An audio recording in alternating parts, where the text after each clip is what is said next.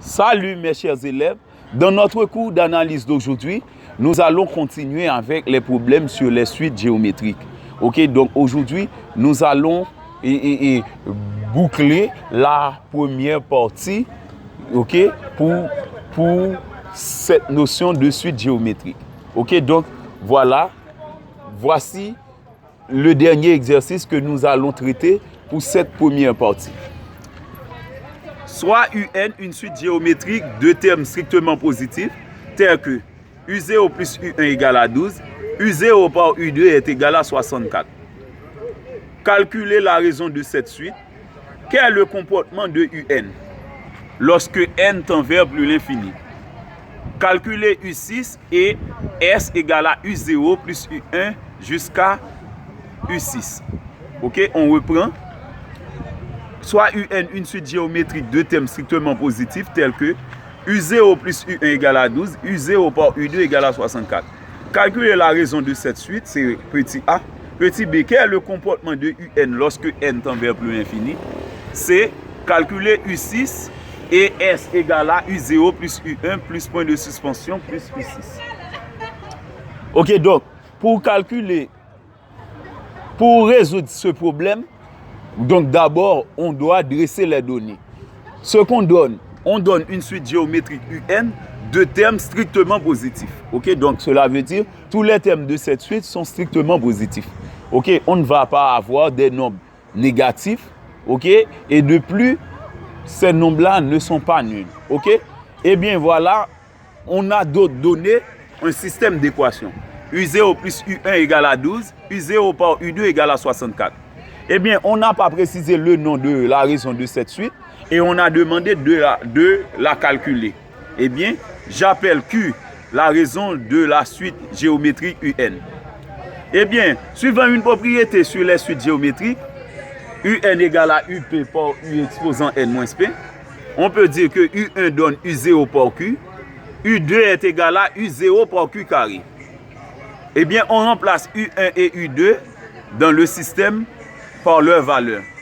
Le système devient U0 plus U0 par Q égale à 12. U0 par U0 par Q carré est égal à 64. Donc, on remplace U1 par sa valeur et U2 par sa valeur. Ok, dans le système de seul coup.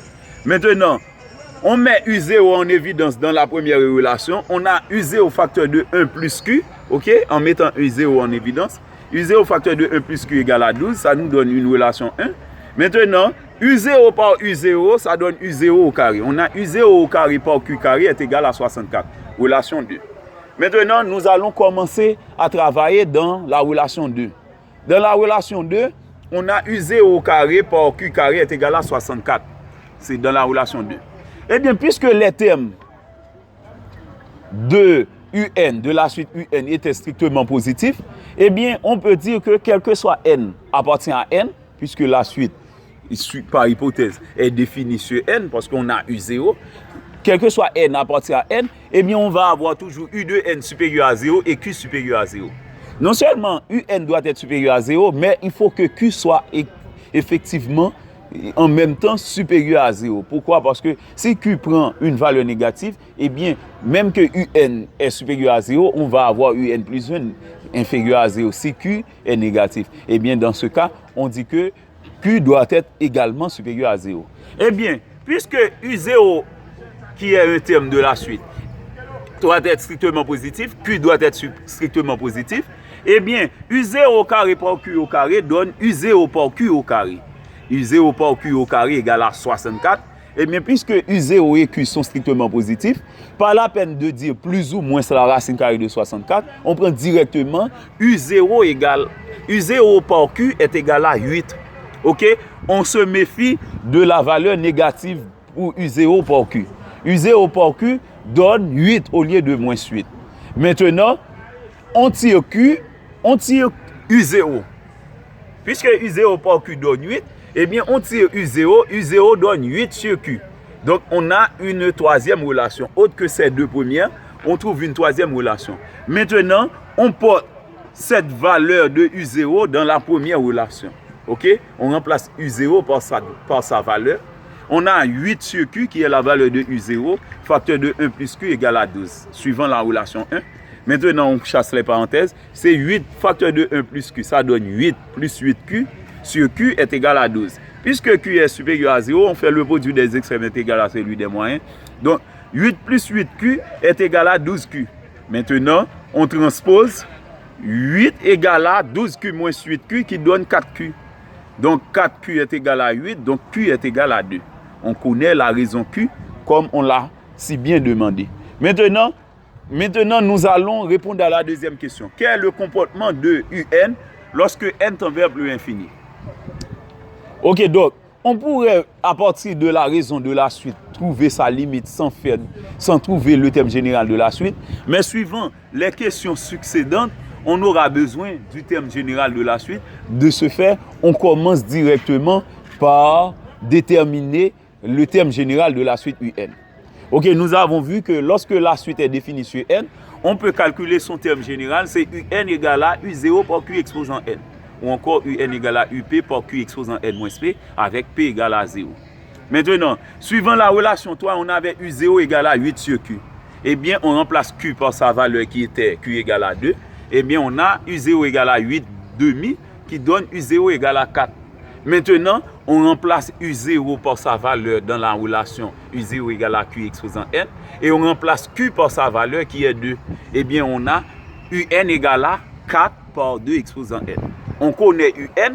Maintenant, pour trouver le comportement d'une suite en plus l'infini, c'est trouver sa limite en plus l'infini.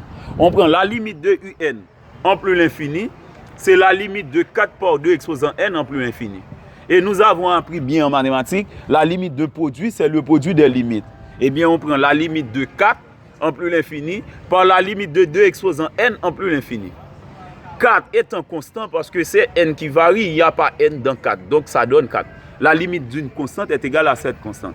Mais pour 2 exposant n, on a bien appris ça lorsque nous abordons la limite d'une suite. Nous avons vu, lorsqu'on a limite de Q exposant n, eh bien ça donne plus l'infini lorsque Q est supérieur à 1. Puisque 2 est supérieur à 1, eh bien la limite de 2 exposant n tend vers plus l'infini. Eh bien voilà, donc ça donne 4 par plus l'infini. Ok, donc c'est 4 par plus l'infini. Donc 4 pour cette limite et plus l'infini pour cette limite. Or 4 par plus l'infini donne plus l'infini. Donc la limite de UN en plus l'infini donne plus l'infini. Donc c'était le comportement de UN en plus l'infini. Maintenant, pour terminer avec le cours d'aujourd'hui, je vous prie de bien vouloir vous abonner avant même de commencer avec la partie C.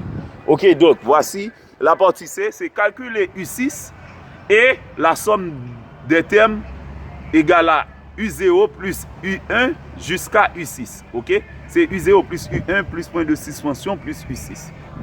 Eh bien, pour calculer U6, on se réfère au terme général de la suite. C'est UN égale à 4 par 2 exposant n. Eh bien, U6, c'est 4 par 2 exposant 6. 2 exposant 6 donne 64. Donc, c'est 4 par 64 qui donne 256. Ok, voilà. U6 est égal, U26 est égal à 256. Maintenant, pour la somme des termes, nous avons bien appris, pour calculer la somme des termes d'une suite géométrique, il faut prendre le premier terme, facteur de 1 moins Q exposant le nombre de termes sur 1 moins Q. Eh bien, on a Sn, ça varie de 0 à 6. Ok, donc c'est somme de U0 jusqu'à U6. Eh bien, le premier terme c'est U0, je mets U0 dans la formule. Et ensuite, le nombre de termes c'est 0 à 6. De 0 à 6, on a 7 termes. Eh bien, la formule c'est le premier terme. Facteur de 1 moins Q exposant le nombre de termes sur 1 moins Q. Ce qui nous donne U0, facteur de 1 moins Q exposant 7 sur 1 moins Q. Maintenant, on remplace U0 et Q par leur valeur. Eh bien, on a S égale à 4, facteur de 1 moins 2 exposant 7 sur 1 moins 2. 1 moins 2 donne moins 1. On a 1 moins 2 exposant 7 sur moins 1. Maintenant, en appliquant la règle des signes, donc c'est divisé par moins 1, c'est multiplié par moins 1. Donc, on a 2 exposant 7 moins 1 qui se multiplie par 4. 2 exposant 7 donne 128. Maintenant, lorsqu'on retranche 1 dans 128, ça donne 127. Donc, on a S égale à 4 par 127 qui donne 508 comme résultat final.